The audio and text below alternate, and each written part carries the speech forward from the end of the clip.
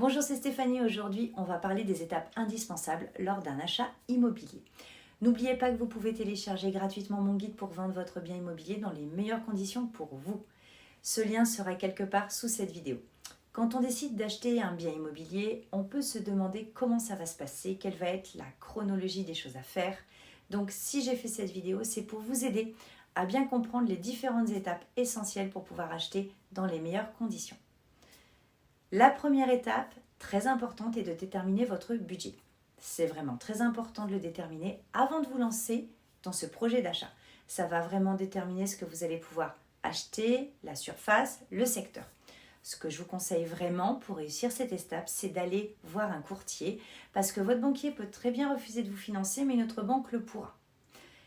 Pourquoi celle-ci le pourrait alors que l'autre a refusé? Tout simplement parce que les conditions d'octroi bancaire se sont un petit peu resserrées dans certains établissements, alors que tant d'autres, les conditions sont favorables ou alors les banques cherchent à obtenir de nouveaux clients grâce au crédit immobilier. Donc n'oubliez pas de contacter un courtier, ça peut vraiment vous aider. Il va trouver la banque qui pourra vous aider en fonction de vos objectifs.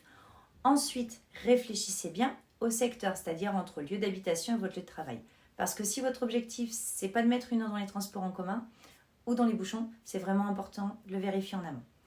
Listez également tout ce qui est important pour vous, le nombre de chambres, la surface habitable, si vous avez besoin d'un balcon, une cave, un garage, enfin bref, tout ce qui est important pour vous, déterminez-les dès le départ. Moi, je vous recommande de faire une liste de tout ce que vous souhaitez au fur et à mesure de vos visites si vous ne l'avez pas fait en amont. Ça va vous permettre d'affiner vos critères. Parfois, vous allez vous rendre compte qu'avec votre budget, vous pouvez avoir un petit peu plus grand que ce que vous pensiez en fonction du secteur. Justement, en parlant de secteur, c'est vraiment important de le cibler. Là où vous voulez vivre, il m'arrive encore en tant que conseillère en immobilier de rencontrer des personnes qui veulent démarrer des visites mais sans avoir affiné leur secteur et ils se rendent compte que pour eux, c'est pas efficace. Donc voilà, je vous invite dès le début de votre recherche à faire des tests, trajet matin, soir, en fonction de vos horaires de travail pour voir s'il y a des bouchons ou pas et si c'est envisageable ou non. Ensuite, faut faire des visites pour prendre les décisions d'acheter. Donc, assurez-vous de faire le bon choix. Et donc, pour ça, allez sur les sites d'annonces immobilières, regardez ce qu'il y a à la vente. Utilisez un site comme le Bien Ici qui a la géolocalisation, c'est top, ça va vous faire gagner du temps. Et je vous conseille de ne pas visiter plus de 3 biens en même temps. Enfin, à la fois, à la suite plutôt, tout simplement parce qu'à la fin de la journée, vous risquez de vous mélanger les pinceaux et de confondre la cuisine de l'un avec la cuisine de l'autre. Et voilà, ça ne va pas être très efficace. Sinon, soyez organisés, faites des petites fiches pour chaque bien, pour chaque visite. Et prendre un maximum de notes pour ne pas vous tromper. Je sais que parfois, quand on vient de loin, on voudrait en visiter un maximum dans la même journée, mais vraiment, je ne vous le recommande pas. Déjà, c'est très fatigant et en plus de ça, vous risquez vraiment de vous mélanger les pinceaux. Ensuite, sachez que quand vous allez acheter un bien immobilier, le vendeur ne vous garantit pas les installations. Donc, ce que je vous recommande, c'est de vérifier que tout fonctionne. Parce que si les fenêtres ne ferment pas, la plaque de cuisson non plus, vous n'avez aucun recours. Donc, soyez vigilants sur ces aspects-là. N'hésitez pas à tester les portes, ouvrir les fenêtres. Vous avez compris le principe. N'hésitez pas non plus à visiter les combles pour vérifier que la toiture est saine, qu'il n'y a pas de fuite. Parce que, voilà, vous ne pourrez pas vous plaindre après. Si ça ne fonctionne pas, vous n'aurez aucun recours. Ensuite, un point qui est très important, c'est de consulter les diagnostics techniques. Ils sont obligatoires de manière à pouvoir prendre votre décision en toute connaissance de cause. En ce qui concerne les diagnostics, il y en a plusieurs. Le diagnostic amiante, électricité, gaz, assainissement et dans certaines régions, MERUL. Il y a aussi diagnostic technique, plomb, performance énergétique, ERP, c'est l'état des risques et pollution.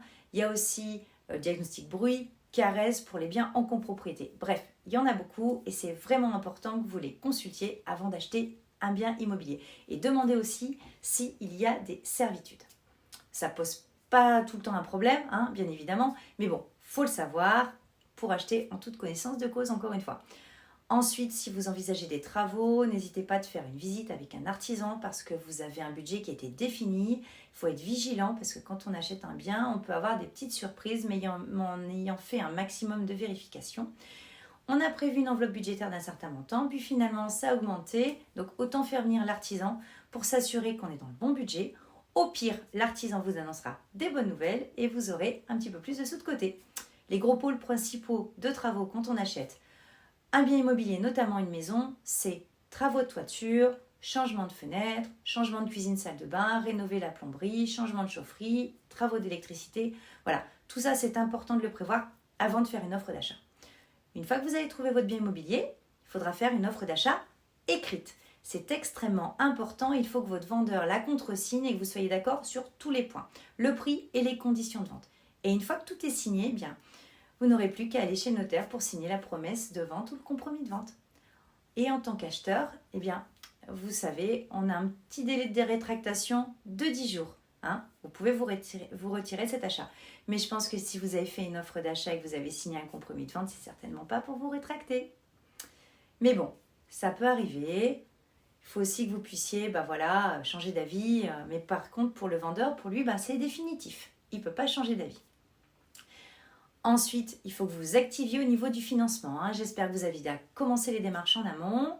Il y a quelques années, c'était assez rapide, on va dire, en un mois de temps. Mais bon, les délais sont rallongés.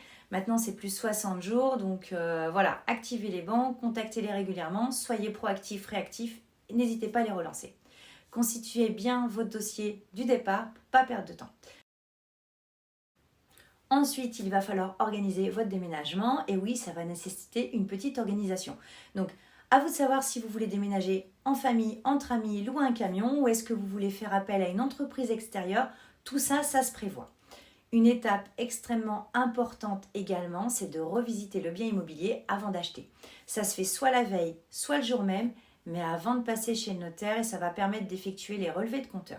Vous allez également reprendre donc les abonnements gaz et électricité de votre vendeur si vous le souhaitez, vérifier que tout fonctionne et que la liste du mobilier restant prévue au compromis est bien là. Et ça se fait avant de passer chez le notaire, avant la signature définitive et la remise des clés. Le notaire va vous demander de venir avec les fonds. En général, ça se fait par virement. À vous de vous assurer que vous ayez bien votre rapport, que tout est OK.